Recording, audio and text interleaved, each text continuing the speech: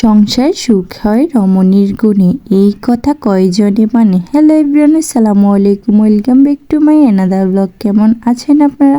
আশা করি সবাই ভালো আছেন। আমরা আপনাদের সকলের দয়া আলহামদুলিল্লাহ ভালো আছি। আজকে আবারও বাসায় তৈরি করে ফেললাম সেই চিকেন গ্রিল, যেটা কিনা আমি নিজে থেকে বানিয়েছিলাম। এটা বানানোর রেসিপিটা ওই দিন পুরোপুরিটা শেয়ার করিনি, যার কারণে আজকে আবার সেই রেসিপিটা নিয়ে আসলাম। এই তো আমি চিকেনের জন্য এখানে মশলাটাকে বানিয়ে নিচ্ছি। এখানে আমি টক দই দিয়েছি, এখানে সস দিয়েছি, আদা বাটা, রসুন বাটা দিয়েছি, গরম মশলা গুঁড়ো, জিরা গুঁড়ো, ধনিয়া গুঁড়ো দিয়েছিলাম, আর হলুদ মরিচ লবণ দিয়েছিলাম পরিমাণ মতো। আর এই তো আমি এখানে ব্রয়লার মুরগি নিয়েছি। এই মুরগিগুলো আমি মাঝখান থেকে কিছুটা স্লাইস করে নিয়েছিলাম, যেন মুরগির মাংসের ভিতরে ভালো করে মশলাটা ভিতর পর্যন্ত যায়। এতে আমার মুরগির মাংসটা এখন ম্যারিনেট করে কিছুক্ষণ 1 ঘন্টার মতো রেখে দেবো রেস্টে। এই তো এখানে আমি ফয়েল পেপার দিয়ে মুড়িয়ে নিচ্ছি, এখানে বক্সটা রেখে দিব। আর এই তো আমি এখানে কিছু রুটি বানিয়ে নিচ্ছিলাম। আপনাদের ভাইয়া বলেছিল বাজার থেকে আনার জন্য, আমি বলেছিলাম অযথা টাকা নষ্ট না করে আমি বাসায় রুটি বানিয়ে নেব।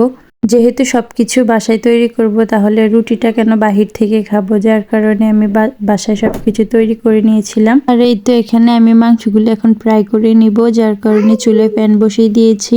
এখানে এক এক করে মাংসগুলো দিয়ে দিব। যে কোনো জিনিস প্রথম দিন রান্না করলে যতটা ভালো লাগে, দ্বিতীয় দিন রান্না করলে এতটা ভালো লাগে না। আমার ক্ষেত্রেও তাই হয়েছে। প্রথম দিন যতটা ভালো লেগেছে, আজকের রান্নাটা এত বেশি ভালো লাগে নাই, যেটা সত্য কথা ছিল। তারপরও খারাপও হয়নি, একেবারে ভালোই লেগেছিল। তারপরও প্রথম দিনেরটাই ভালো লেগেছিল বেশি। আর এই তো এখানে আমি মাংসগুলো উল্টে পাল্টে একটু ভেজে নিব ভালো করে, যেন ভিতর পর্যন্ত তাপ গিয়ে মাংসটা সিদ্ধ হয়, যার কারণে। আর আমি একটা ব্রাশের সাহায্যে যে মশলাটা বাকি ছিল, ওই মশলাটা উপরে ব্রাশ করে দিচ্ছিলাম, মাংসের উপরে ভালো করে ভেজে নিচ্ছিলাম। আর আমি চুলার আঁচটা রেখেছি মিডিয়াম টু হাই লোয়ে, মাংসটা ভালো করে সিদ্ধ হয়। যার কারণে আমাদের এলাকায় কিন্তু অনেক বেশি শীত পড়ছে। আপনাদের কোন কোন এলাকায় শীত পড়ছে কমেন্টে জানিয়ে যাবেন। শীতকাল কিন্তু আমার কাছে অনেক ভালো লাগতো, শুধু বাচ্চা কাচ্চা হওয়ার আগ পর্যন্ত। এখন আর ভালো লাগে না। এই তো আমার মাংসটা ফ্রাই করা হয়ে গিয়েছে। এখন আমি একটা সার্ভিসিং প্লেটের মধ্যে মাংসটা তুলে নিচ্ছি। এই তো আমার গ্রিলের ফাইনাল লুক। সো বন্ধুরা, আজকের ভিডিওটা এই পর্যন্ত। সবাই ভালো থাকবেন, সুস্থ থাকবেন। আল্লাহ হাফেজ।